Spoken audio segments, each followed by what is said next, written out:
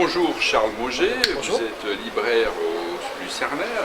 Rappelons que le Lucernaire est un lieu magnifique de vie culturelle, situé rue Notre-Dame-des-Champs, au cœur du 6e arrondissement de Paris, avec ses salles de théâtre, de cinéma et ses espaces de restauration. Alors en quoi consiste votre activité ? Alors mon activité donc, consiste, comme vous l'avez dit, à être le libraire de ce lieu qu'est le Lucernaire. Donc j'accueille aussi les gens parce que les gens ne viennent pas que dans la librairie, ils viennent au théâtre, ils viennent au cinéma, ils viennent au restaurant, donc je les guide un petit peu puisque je suis en général la première personne qu'ils voient en entrant dans le lieu. Et je m'occupe donc plus particulièrement de la librairie en mettant à disposition des ouvrages que les gens peuvent trouver avant ou à l'issue des représentations de théâtre qu'ils viennent voir, et toujours avec l'idée d'avoir des ouvrages qui rentrent dans une bibliographie en lien avec les spectacles joués au Lucernaire. Alors, quel est le rôle de cette activité au Lucernaire? Est-ce que c'est un prolongement donc évident de la vie culturelle ou un appoint rentable? Alors, donc c'est plus un prolongement de la vie culturelle dans le sens où effectivement les gens viennent chercher le texte à la fin de leur spectacle, soit le texte de la pièce, soit d'autres ouvrages ou d'autres textes du dramaturge en question.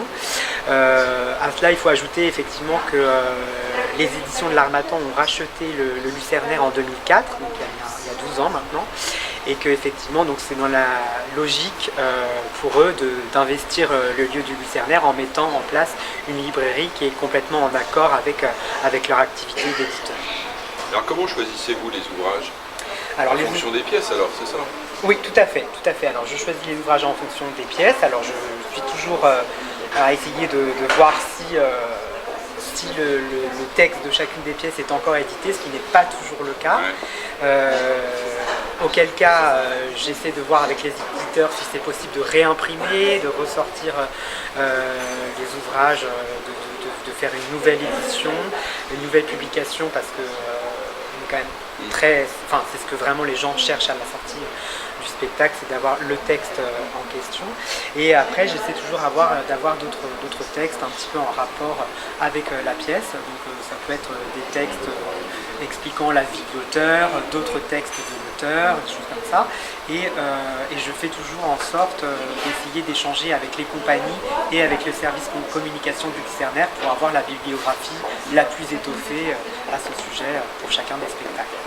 Et vous arrivez à faire réimprimer certains ouvrages? Alors pas toujours, parce que c'est vrai que des fois, parfois il faut quand même qu'on voit avec l'éditeur, qu'on explique qu'il risque d'y avoir beaucoup de ventes, mais c'est pas toujours facile de quantifier les ventes avant que ça se passe.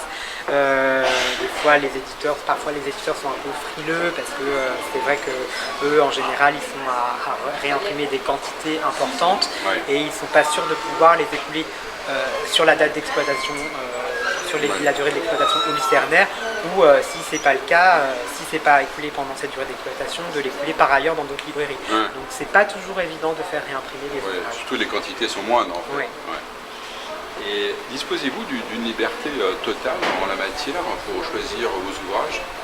Oui, alors du coup, justement, j'échange pas mal avec les compagnies et avec le service communication, donc on a quand même une bibliographie qu'on établit ensemble. Après, effectivement, je suis assez libre de mes choix, donc si je vois d'autres choses qui sont en rapport avec les pièces, je peux les commander vraiment librement sans aucun filet, sans aucun problème. Et puis même après, au-delà de tout ce qu'on propose en rapport avec les spectacles, on a aussi des rayons un peu plus généralistes qui sont plus vers l'entrée du théâtre, et là où c'est moi qui vraiment fais la sélection. Oui. Voilà, je fais vraiment la sélection qui me plaît en fonction des demandes des clients, en fonction de ce que moi j'ai envie de lire aussi. Et alors j'ai remarqué qu'il y avait aussi des ouvrages sur le cinéma. Ouais, aussi. Ouais. Alors c'est vrai que c'est un rayon qu'on a tendance un peu à amoindrir parce que finalement c'est pas un rayon qui marche tant que ça. Donc du coup on prend plus de place pour les autres rayons, à savoir tout ce qui est littérature, livres de poche, les livres jeunesse et les BD aussi marchent pas mal. Ouais. Mais le cinéma a tendance à s'amoindrir un petit peu au niveau du rayon. Oui, les BD aussi, notamment ouais. En rapport avec le théâtre.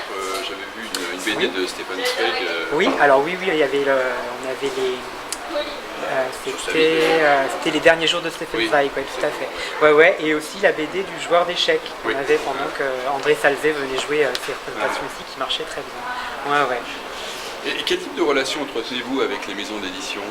Alors, je les vois pas beaucoup, les maisons d'édition, à mon grand regret. Alors ça, je pense que c'est aussi parce qu'on n'est pas une énorme librairie, donc on ne génère pas un chiffre d'affaires très important, ce qui fait que je les rencontre pas forcément. Il y en a quand même quelques-unes qui se démarquent un petit peu du lot, notamment l'Avant-Scène, que je vois assez régulièrement, mais forcément, voilà, c'est une maison d'édition qui fait du théâtre, donc je les vois assez régulièrement tous les 3 mois. Vous voyez voir l'Arche aussi, non? L'Arche, je les vois pas tellement, par exemple. Non, non.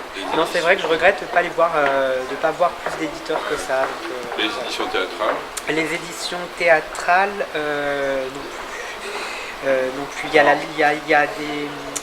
En revanche, il y a la librairie théâtrale, donc un des comédiens d'une pièce de Ionesco, donc la cantatrice chauve qui s'est jouée récemment, travaille aussi à la librairie théâtrale. Donc du coup, on a instauré un peu un échange entre lui et moi, et il m'amène souvent les nouveautés. Très actif, oui. Ouais, tout à fait.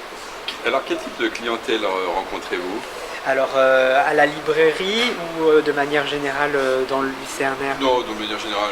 De manière générale dans le Lucernaire, on a vraiment une clientèle assez éclectique parce qu'on a une clientèle, déjà on a une clientèle assez fidèle. Moi ça fait donc 5 ans que je suis là et il y a quand même des gens que de plus en plus que j'apprends à connaître, que je vois vraiment très régulièrement. Donc des gens qui ont en général à peu près une quarantaine d'années, mais on a aussi pas mal de clients qui sont des jeunes étudiants parce qu'il y a une université à Assas à côté, et on a pas mal de lycées aussi dans le coin, donc on a beaucoup d'étudiants. Bon, en général, c'est vraiment en général, ils s'attardent plus souvent au bar que dans le reste du lieu, mais des fois ils se perdent un peu et ils sont étonnés de voir tout ce qu'il y a et de découvrir un petit peu l'intérieur du lieu. Et après on a aussi évidemment une clientèle très scolaire, pas des étudiants de niveau supérieur, mais beaucoup de lycéens et de collégiens qui viennent pour des sorties scolaires, notamment voir des pièces de théâtre classiques. Alors on a par exemple la pièce de Marivaux, le jeu de l'amour et du hasard, ou la pièce de Ionesco récemment, la cantatrice chauve, qui ont amené beaucoup de ce type de public. Là, on parle de clientèle et vous devez en voir des vertes et des pas mûres. Et je ne résiste pas à la question de vous poser. Voilà, est-ce que vous avez une petite anecdote cocasse à nous relater? Oh, oui, on en a assez régulièrement, presque tous les jours. La dernière en date, je vais vous raconter une petite histoire qui s'est passée hier, qui était assez mignonne. Il y a une dame, donc une cliente qui est arrivée, et donc en ce moment je mets vraiment en avant la BD L'Arabe du futur de Riyad Satouf, qui vient de sortir il y a une dizaine de jours et qui marche beaucoup, et que moi personnellement j'apprécie beaucoup cette saga de BD. Et donc la cliente ne connaissait pas du tout cette série de BD. Elle a vu l'Arabe du futur et elle m'a dit « Oh, mais qu'est-ce que c'est l'Arabe du futur? Mais c'est une méthode de langue ?» Mais pas du tout. Et du coup je lui ai un peu présenté ce que c'était que l'Arabe du futur, mais c'est vrai que la question était assez drôle. Il y a plein de naïveté. Voilà. Merci beaucoup Charles. Merci à vous. Merci. Et à très bientôt. À bientôt.